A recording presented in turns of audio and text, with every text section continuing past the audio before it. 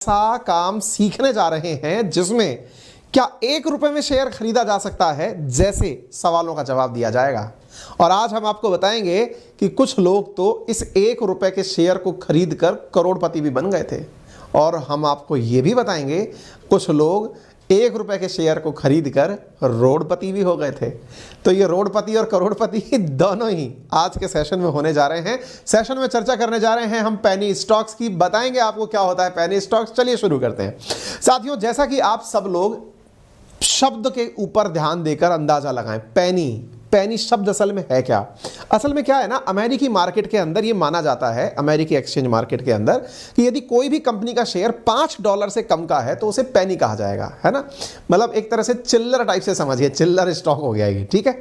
America में $5 हो सकता है उनके 5 रुपए जैसा होता हो, लेकिन भाई हम तो सीधा 80-85 से मल्टीप्लाई करके देखते हैं, हमारे लिए तो ये 500 रुपए का लगता है। तो क्या हम अमेरिकी हिसाब से कैलकुलेट करके ये माने कि 500 रुपए का शेयर पेनी स्टॉक होगा? अजी नहीं साहब, 500 में तो आपको 500 पेनी स्टॉक भी मिल सकते हैं, क्योंकि हमारा सेशन तो यही कह रहा है कि 1 रुपए के अंदर शेयर मिल सकता है क्या। चलिए आपको आगे की कहानी बताते हैं। तो कहने का सीधा सा अर्थ यह है कि शेयर मार्केट में जब शेयर बहुत सस्ते दामों में उपलब्ध होते हैं तो उन्हें पेनी स्टॉक्स के नाम से जाना जाता है। अब भारत में इसका कोई स्टैंडर्ड सेट नहीं है कि कितने रुपए से कम का स्टॉक होगा तो पेनी स्टॉक कहलाएगा। अमेरिका ने अपने हिसाब से कर दिया, लेकिन इंडिया के अंदर इस बात का कोई भी डिसीजन नहीं लिया गया कि इतने रुपए से नीचे पेनी है, क्योंकि किसी को भी अपने आप को छोटा कहलवाने में बहुत बुरा लगता है। ऐसी स्थिति में कोई कुछ कहता नहीं है, लेकिन ना कहते हुए भी सबको पेनी में डाल दिया जाता है। किनको डाल दिया जाता है? 2 क्राइटेरिया माने जाते हैं सामान्यतया, जिनका मार्केट कैपिटलाइजेशन खराब हो रहा हो या जिनकी लिक्विडिटी खराब हो रही हो। सवाल बड़ा सा लगता है, और जी साहब ये मार्केट कैपिटलाइजेशन क्या होता है?